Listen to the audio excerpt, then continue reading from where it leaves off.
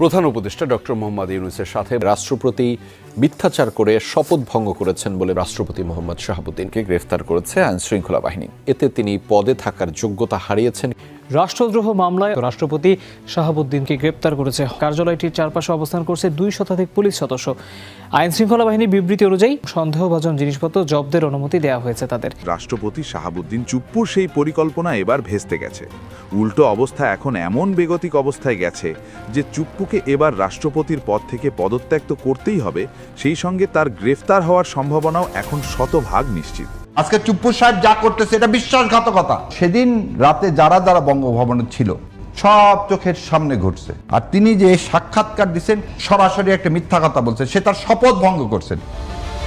রাষ্ট্রপতি মোহাম্মদ শাহাবুদ্দিনের সাম্প্রতিক বক্তব্য জুলাইকে অসম্মান করেছে, যা তার সাংবিধানিক দায়িত্ব ও শপথের পরিপন্থী। এমনটা উল্লেখ করে তাকে অপসারণ করে সংবিধান অনুযায়ী নতুন রাষ্ট্রপতি নিয়োগে আইনি নোটিশ পাঠানো হয়েছে। রাষ্ট্রপতি মোহাম্মদ শাহাবুদ্দিন গণমাধ্যমে যেসব কথা বলেছেন তা তার শপথ ভঙ্গের শামিল। তার দায়িত্ব ছিল সকল ভয়ভীতির ঊর্ধ্বে উঠে সংবিধান সমুন্নত রাখা, কিন্তু তিনি তা রাখতে পারেননি। সম্প্রতি দেশের একটি সংবাদপত্রকে দেয়া সাক্ষাৎকারে রাষ্ট্রপতি মোহাম্মদ শাহাবুদ্দিন রাষ্ট্রের অভ্যন্তরীণ ও গোপনীয় বিষয় জনসমক্ষে প্রকাশ করে শপথ ভঙ্গ করেছেন। কালের কণ্ঠে রাষ্ট্রপতি শাহাবুদ্দিন চুপ্পু তিনি যে বক্তব্য দিয়েছেন তার মাধ্যমে তিনি তার শপথ ভঙ্গ করেছেন, এবং তিনি তার শপথ ভঙ্গ করে তিনি সংবিধান লঙ্ঘন করেছে, যেটা রাষ্ট্রদ্রোহিতার শামিল। তিনি রাষ্ট্রদ্রোহিতা করেছেন এবং এদেশের মানুষের বিপক্ষে তিনি অবস্থান নিয়েছেন। আর এই অবস্থান তিনি এখন নয়, শুধু এর আগেও 24-এর গণ অভ্যুত্থানের পরেও এদেশের মানুষের বিপক্ষে তিনি অবস্থান নিয়েছিলেন এবং এদেশের মানুষকে এবং এই দেশকে তিনি বিপদের মুখে ঠেলে দিতে চেয়েছিলেন। কিন্তু যখনই তার বিরুদ্ধে এদেশের সর্বস্তরের মানুষ সোচ্চার হয়েছে এবং প্রতিবাদ করেছে এবং তার বিরুদ্ধে অবস্থান নিয়েছে, তখন এই রাষ্ট্রপতি শাহাবুদ্দিন চুপ্পু তিনি কিন্তু তার বক্তব্য প্রত্যাহার করে নিয়েছিলেন। ঠিক সেইভাবেই এখন আবারও এই 26 সালে নতুন সরকার গঠন করার পর আবারও নতুন করে শপথ ভঙ্গ করে সংবিধান লঙ্ঘন করে রাষ্ট্রদ্রোহিতা করেছেন এই রাষ্ট্রপতি শাহাবুদ্দিন চুপ্পু। যেই কারণে কিন্তু এবার শপথ ভঙ্গ করে সংবিধান লঙ্ঘন করে রাষ্ট্রদ্রোহিতা করে হাতে নাতে ধরা পড়েছে এই রাষ্ট্রপতি শাহাবুদ্দিন চুপ্পু, যেই কারণে এবার তার সর্বোচ্চ শাস্তি হতে যাচ্ছে। দর্শক, এ বিষয়ের কিছু অংশ ভিডিওর শুরুতে শিরোনামে আপনারা দেখেছেন, বিস্তারিত দেখবেন পুরো ভিডিও জুড়ে। এই বিষয়গুলো দেখার পূর্বে আপনাদের একটা অনুরোধ করব, যারা আমাদের চ্যানেলে নতুন আসছেন চ্যানেলটি সাবস্ক্রাইব করে অল ক্লিক করে বেল আইকনটি চালু করে দিবেন। দর্শক, চলুন আমরা দেখব যে এবার শপথ ভঙ্গ করে সংবিধান লঙ্ঘন করে রাষ্ট্রদ্রোহিতা করে এবার যে হাতে নাতে ধরা পড়েছে রাষ্ট্রপতি শাহাবুদ্দিন চুপ্পু এবং তার সর্বোচ্চ শাস্তি হতে যাচ্ছে, সেটা আমরা দেখব। সেটা দেখার পূর্বে চলুন প্রথমে আমরা একটু দেখে আসি রাষ্ট্রপতি শাহাবুদ্দিন চুপ্পুর অপরাধ ও অপকর্মের মুখোশ উন্মোচন করেছেন পিনাকি ভট্টাচার্য। সেটা আমরা প্রথমে কিছু অংশ দেখে এরপর বিষয়টা দেখব। ধৈর্য ধরে একটা লাইক দিয়ে ভিডিওটি শেষ পর্যন্ত দেখতে থাকুন। চুপ্পুর কপালে যে দুষ্কু আছে এটা আমি কলে 2023 সালে ওই প্রেসিডেন্ট হওয়ার টাইমে কইছিলাম, ঠিকই গুনে গুনে 3 বছর আগে কইছিলাম, কলে মিলিল। এবার এখন দেখা যাক বিএনপি কি ড্রাফট করে দেয় তার বক্তৃতার। খেয়াল রাখেন, বিএনপি কলে করার চেষ্টা করবে বক্তৃতা ড্রাফট চুপ্পু নিজে করেছে, আমরা কিছু কই নাই, নিজে ড্রাফট করে না আইন অনুসারে প্রেসিডেন্ট। আগে জানায় রাখলাম জুলাই বিপ্লব নিয়ে কি বলে চুপ্পু, জুলাই সনদ নিয়ে কি বলে, হাসিনার ফ্যাসিবাদ নিয়ে কি বলে, গুম খুন নিয়ে কি বলে, হাসিনার বিচার নিয়ে কি বলে, এগুলো খেয়াল রাখবেন। চুপ্পু এটা চোর, ঘুষখোর, অর্থ পাচারকারী, দাগী অপরাধী এবং মিথ্যাবাদী। জেনে বুঝে বলতেছি, ওই তো দুবাইয়ের রেসিডেন্ট, জানেন না? দুবাইয়ের রেসিডেন্ট কলে ওই বিচারক হিসেবে প্রথম কর্মজীবনে ছিল চরম ঘুষখোর এবং দুর্নীতিগ্রস্ত এক অমানুষ, টাকার বিনিময়ে রায় বিক্রি করত। তার দ্বিতীয় কর্মকর্তা হচ্ছে দুদকে যোগ দেওয়ার পরে দুর্নীতির মামলা এবং অভিযোগ ফয়সলা করত অর্থের বিনিময়ে, টাকা পয়সার বিনিময়ে। এ প্রসঙ্গে আবার পরে আসবো। আর তৃতীয় কর্মস্থল হচ্ছে এস আলমের দখলকৃত ইসলামী ব্যাংকের ভাইস চেয়ারম্যান ছিল, দেশের ব্যাংকিং সেক্টরে লুটপাটের শীর্ষ সহযোগী ছিল সে। খুনি হাসিনার ফ্যাসিস্ট দুঃশাসনের এই নরাধমের চতুর্থ অপরাধ কর্মের জায়গা হয়ে উঠছিল দেশের রাষ্ট্রপতির শাসন। তো এই যে মিথ্যাবাদী, এটা চরম মিথ্যাবাদী, এটা দেখাই দেবো। আচ্ছা দেখাই দিয়ে, এই যে সাক্ষাৎকার দিচ্ছে না, এটা কি কইছে দেখে। এই যে দেশের বিভিন্ন জাতীয় গুরুত্বপূর্ণ দিবসগুলোতে রাষ্ট্রীয় ক্রোড়পত্র প্রকাশিত হয়, সেখানে রাষ্ট্রপতির ছবি ও বাণী দেওয়া বন্ধ করে দেয় অন্তর্বর্তী সরকার। ক্রোড়পত্র ঠিকই প্রকাশিত হয়, তাতে আমার বাণী দেয় না। আপনারা খোঁজ নিয়ে দেখেন গত 1.5 বছরে আমার কোনো বাণী গেছে কি না। আচ্ছা আপনারাই দেখেন, আপনারা দেখেন কত বড় মিথ্যাবাদী। গত বছর স্বাধীনতা দিবসে ওর বাণী দেখেছেন, এই যে বিজয় দিবস করার পর ওর বাণী দেখেছেন, 5ই আগস্ট জুলাই অভ্যুত্থান দিবসেও তার বাণী ছাপা হয়েছে দেখেছেন, কেমন ডাহা মিথ্যা কথা বলে দেখেছেন। চুপ্পু 71 সালে মুজিব বাহিনীতে জয়েন দেয়, ওই তারপরে ইন্ডিয়ার দেরাদুনে ট্রেনিং করে। এই ট্রেনিং এর বন্দোবস্ত করে কে জানেন?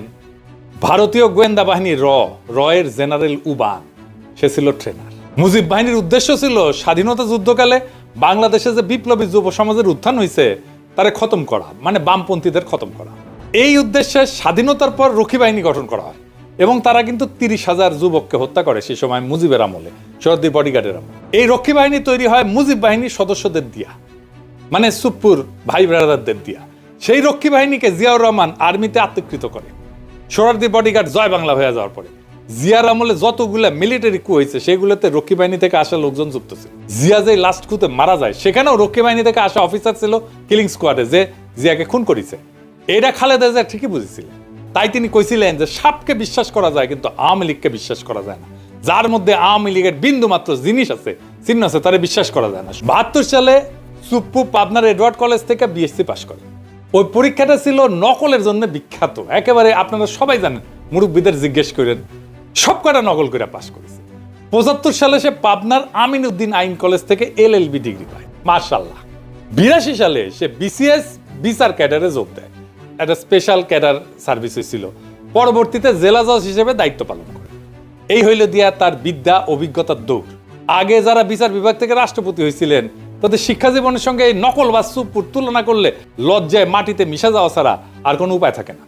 সে বিচারপতি আবু সাইদ চৌধুরী থেকে বিচারপতি শাহাবুদ্দিন আহমেদ পর্যন্ত সকলেই ছিলেন হাইকোর্ট সুপ্রিম কোর্টের বিচারপতি, কেউ কেউ ছিলেন প্রধান বিচারপতি।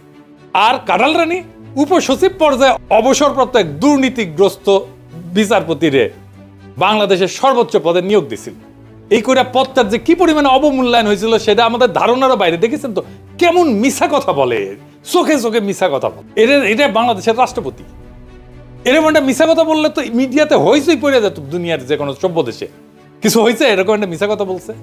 2001 সালে নির্বাচনে পরাজিত হওয়ার পরে আওয়ামী লীগ অভিযোগ করে যে বিএনপি, আওয়ামী লীগ এবং সহযোগী সংগঠনগুলোর নেতাকর্মীদের উপরে হামলা করিচ্ছে। পরবর্তীতে আওয়ামী লীগ যখন ক্ষমতায় আসে 2008 সালে, তখন ওই অভিযোগ তদন্তের একটা কমিশন গঠন করে। সেটার প্রধান হিসেবে শাহাবুদ্দিন সুপ্পুরে নিয়োগ দিছিল কাঁঠাল রানী হাসিনা। সে বিএনপির বিরুদ্ধে তদন্ত করেছিল, তদন্ত রিপোর্ট দিছিল। হাসিনা কত ঘনিষ্ঠ, কতখানি ডিপেন্ড করতো দেখেন, তার উপরে ডিপেন্ড করিচ্ছে তারেক রহমান, দেখেছেন। 2011 সালে হাসিনা সুপ্পুকে দুর্নীতি দমন কমিশন হিসেবে নিয়োগ দেয়। ওইখানে তার প্রধান কাজ ছিল পদ্মা সেতুতে যে বিশ্ব ব্যাংক দুর্নীতির অভিযোগ উত্থাপন করছিল না, সেটা তদন্ত করা। আশ্চর্য হওয়ার কিছু নাই যে হাসিনার পদলেহী সুপ্পু তথাকথিত তদন্ত শেষে দাবি করে বিশ্ব ব্যাংকের অভিযোগ মিথ্যা। এটা নিয়ে আবার সে গব্বও করেছিল। এই ভূমিকার কারণে সে হাসিনার আস্থা এবং বিশ্বাস অর্জন করে। 2011 থেকে 2016 সাল পর্যন্ত যে দুর্নীতি দমন কমিশনের কমিশনার ছিল, ওই সময় বাংলাদেশের দুর্নীতির এত ব্যাপক বিস্তার ঘটে যে হাসিনার পুরা শাসন আমলে $234 বিলিয়ন বিদেশে পাচার হয়ে যায়। সুপ্পু এবং তার দুর্নীতি দমন কমিশনের সহকর্মীরা এই অভূতপূর্ব দুর্নীতির ঢাল হিসেবে ব্যবহৃত হয়েছে। বুঝিস বাংলাদেশ থেকে যে পাচার হয়ে গেছে অর্থ, সেইটা ঢাল ছিল এই সুপ্পু। পরবর্তীতে সুপ্পু এস আলমের মালিকানাধীন ইসলামী ব্যাংকের ভাইস চেয়ারম্যান পদে চাকরি নেয়। প্রেসিডেন্ট পদে মনোনয়ন পাওয়ার আগ পর্যন্ত এই পদেই চাকরি করত। আদারি যেমন মোদির ক্যাশিয়ার, যেমন এস আলমও কাঁঠাল রানী হাসিনার ক্যাশিয়ার। জানেন তো এটা।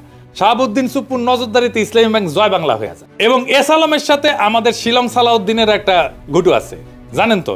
এই জন্য এইটাই হইতেছে আসল ব্যাপার, বুঝিছা। বসুন্ধরা গ্রুপের দৈনিক বাংলাদেশ প্রতিদিনে 2023 সালের 12 ডিসেম্বরের লেখা লিখেছিল উপসম্পাদক হিসেবে। এ সুপ্পু কেন 2024 সালে হাসিনা জরুরি, কেন হাসিনা ক্ষমতা টানতে হবে সেটা লিখেছে। সে কইছে 2001 থেকে 2006 সাল পর্যন্ত তৎকালীন বিএনপি জামাত সরকারের দুঃশাসন এবং পরবর্তীতে তথাকথিত তত্ত্বাবধায়ক সরকারের কর্তৃত্বে দেশের সমাজ, অর্থনীতি ও রাজনীতিতে যখন অন্ধকার নেমে এসেছিল, ঠিক তখনই প্রায় 3/4 মানুষের সমর্থন নিয়ে ত্রাণকর্তার ভূমিকা অবতীর্ণ হয়েছিলেন বঙ্গবন্ধু কন্যা সে দেশরত্ন শেখ হাসিনা। 21 শতকে বাংলাদেশের ঘুরে দাঁড়ানো মূলত সেইখান থেকেই শুরু। না এটি শেষ না, আরো আছে, রান্নাঘরে আরো আছে। সে তারেক রহমান খালেদা জিয়ার নিয়ে কি বলেছিল, আসেন সেটা ওর পড়তেছি। সে খালেদা জিয়া তারেক রহমানকে নিয়ে কইছিল সভা সমাবেশে আওয়ামী লীগ বিএনপি হাক ডাক যাই হোক, নির্বাচন নিয়ে নিকট অতীতের সবচেয়ে সুন্দর মন্তব্যটি করেছেন আওয়ামী লীগ সভানেত্রী প্রধানমন্ত্রী শেখ হাসিনা। তার ভাষায় দেশের মানুষ বিএনপির সময় কি পেয়েছে আর আওয়ামী লীগের সময় কি পেয়েছে সেটার তুলনা করতে হবে। জনগণ কাকে ভোট দেবে, আওয়ামী লীগের বাইরে আর কে আছে? কারা, কেন, কি কারণে, কোন সুখের স্বপ্নে, কোন আশায় বিএনপিকে ভোট দেবে? ভোটের হিসাব নিকাশ যদি বাদও দেওয়া হয় এবং বিএনপি দ্বাদশ জাতীয় সংসদ নির্বাচনে অংশও নেয়, তাহলে তাদের দলের প্রতিনিধিত্ব করবেন কে? একদিকে একজন এতিমের টাকা আত্মসাৎ করে দুর্নীতির দায়ে সাজাপ্রাপ্ত, মানে খালেদা জিয়ার কথা কইছে, অন্যজন 21শে আগস্ট গ্রেনেড হামলা, 10 ট্রাক অস্ত্র মামলার সাজাপ্রাপ্ত আসামি হয়ে দেশান্তরে। সম্প্রতি তার বিরুদ্ধে গ্রেপ্তারি পরোয়ানাও জারি হয়েছে। দেখি সাহ কি প্রেম! তারেক রহমান তো প্রেমের দেওয়ানা চুপ্পুর, কিন্তু চুপ্পুর কেমন প্রেম সেটা দেখি চাও। বড় প্রেম তো কাছেও টানে না, দূরেও ঠেলিয়া দেয়। এখন প্রশ্ন করতে পারেন, আমরা কি এতদিন মিসাই লড়াই করলাম? এত ছাত্র জনতা কি হুদাই জীবন দিল, রক্ত দিল? পৃথিবীতে কোনো রক্তই বৃথা যায় না, কোনো হাহাকার, কোনো কান্না চাপা পড়ে না। মজলুমের আর্তনাদ কোনোদিন বাতাসে মিশা যায় না, মজলুমের আর্তনাদ কোনোদিন পাথরের নিচে চাপা পড়ে থাকে না। 24-এর বর্ষা বিপ্লব একটা পুরা জেনারেশনকে পাল্টাই দিছে, তার মন মানসিকতা, তার চেতনাকে পাল্টাই দিছে। এই বদলটা বাংলাদেশের চেতনা থেকে কোনোদিন মুছে যাবে না। জুলাইয়ের সাথে গাদ্দারি করে বাংলাদেশে কেউ ক্ষমতায় থাকতে পারবে না, বিএনপিও না। কারণ জুলাই জিন্দা আছে, বিপ্লব জিন্দা আছে, শহীদেরা জিন্দা আছে। জুলাইয়ের সাথে গাদ্দারি করলে আবারও রাস্তায় নেমে আসবে আরো একবার সেই রুহানি প্লাবন, বাতিল রে ভাষায় নিয়ে যাবে আরো একবার। রাষ্ট্রপতি শাহাবুদ্দিন চুপ্পু সে আওয়ামী লীগের নিয়োগকৃত একজন রাষ্ট্রপতি এবং সে রাষ্ট্রপতি হওয়ার পরে বিভিন্ন সময়ে সে স্পষ্টভাবে বলেছে যে সে শেখ মুজিবের এবং শেখ হাসিনার হয়ে সে বিভিন্ন কাজ করেছে এবং সে ছাত্রলীগ করেছে এবং পাশাপাশি সে সর্বদা আওয়ামী লীগকে সাপোর্ট করে এবং আওয়ামী লীগের দলীয় হয়ে কাজ করেছে। আওয়ামী লীগের বড় একটা দায়িত্বেও তিনি দায়িত্ব পালন করেছেন। সুতরাং এই কারণে আওয়ামী লীগের পক্ষ থেকে আস্থাভাজন হিসাবে রাষ্ট্রপতি শাহাবুদ্দিন চুপ্পুকে দলীয়ভাবে রাষ্ট্রপতি করা হয়েছিল। কিন্তু 24-এর গণঅভ্যুত্থানে শেখ হাসিনা পালিয়ে গেলেও রাষ্ট্রপতি তিনি তার নিজের অবস্থানে থেকেছেন। কারণ রাষ্ট্রপতির অপসারণ একটা মানে সাংবিধানিক বিষয় এবং বিশেষ করে যদি অন্তর্বর্তী সরকারের আমলে রাষ্ট্রপতি শাহাবুদ্দিন চুপ্পু তিনি অপসারণ হতো, তাহলে নির্বাচনটা হয়তো বা পিছিয়ে যেতে পারতো বা কোনো আরও হতে পারতো। তো যেই কারণে কিন্তু বিএনপির পক্ষ থেকে সর্বদাই রাষ্ট্রপতি শাহাবুদ্দিন চুপ্পুকে সাপোর্ট করা হয়েছে এবং তাকে মূলত এই রাষ্ট্রপতির পদে বহাল রাখা হয়েছে। এখন এই যে সাপোর্টটা করা হয়েছে, এখন বিএনপি যখন সরকার গঠন করেছে, এখন এসে বিএনপির পক্ষে ছাপাই গাচ্ছে, ঠিক আছে বিএনপি তাকে সাপোর্ট করেছে, এটা খুব ভালো কথা। কিন্তু তিনি ডক্টর ইউনূসের সরকারের বিরুদ্ধে, অন্তর্বর্তী সরকারের বিরুদ্ধে, ডক্টর ইউনূসের বিরুদ্ধে বিভিন্ন রকমের ভিত্তিহীন অভিযোগ তুলছে এবং পাশাপাশি তিনি বিভিন্ন রকম কথা বলছে যে ডক্টর ইউনূসের সরকার সংবিধান লঙ্ঘন করেছে, রাষ্ট্রদ্রোহিতা করেছে। তো তারা যদি সংবিধান লঙ্ঘন করে, রাষ্ট্রদ্রোহিতা করে থাকে, তো তাহলে এই রাষ্ট্রপতি শাহাবুদ্দিন চুপ্পু সেই পদে থেকে কেন সেটার প্রতিবাদ করেনি বা দেশের মানুষকে তিনি জানায়নি? তো একজনে কথায় বলে না যে চোরের যে সহযোগী সে হচ্ছে বড় চোর। সুতরাং এই রাষ্ট্রপতি শাহাবুদ্দিন চুপ্পু সে ডক্টর ইউনূস বা অন্তর্বর্তী সরকার তারা যদি সংবিধান লঙ্ঘন করে থাকে এবং রাষ্ট্রদ্রোহিতা করে থাকে আর শাহাবুদ্দিন চুপ্পু সেটাকে সাপোর্ট করে বা সেটার যেহেতু সে কোনো প্রতিবাদ করেনি বা সে কিছুই বলেনি তার বিরুদ্ধে, সুতরাং কেমন যেন সেটা তিনি সাপোর্ট করেছেন। সুতরাং তিনি আরও বড় রাষ্ট্রদ্রোহী, তিনি আরও বড় সংবিধান বিরোধী এবং তিনি বর্তমানে যে কথাগুলো বলেছেন এগুলো বলার মাধ্যমে তিনি তার শপথ ভঙ্গ করেছেন, যেটা সংবিধান লঙ্ঘনের সমান এবং সংবিধান লঙ্ঘন হচ্ছে রাষ্ট্রদ্রোহিতা। সুতরাং এজন্য অনেকেই বলছে এই রাষ্ট্রদ্রোহিতার অপরাধে এই রাষ্ট্রপতি শাহাবুদ্দিন চুপ্পুকে বিচারের কাঠ গড়ায় দাঁড় করাতে হবে। এই বিষয় নিয়ে আপনার মতামত কি সেটা কমেন্ট সেকশনে জানাতে পারেন। ভালো থাকবেন, সুস্থ থাকবেন, দেখা হবে নতুন কোনো ভিডিওতে, কথা হবে নতুন কোনো বিষয়। আজকে পর্যন্তই, আসসালামু আলাইকুম রহমতুল্লাহ।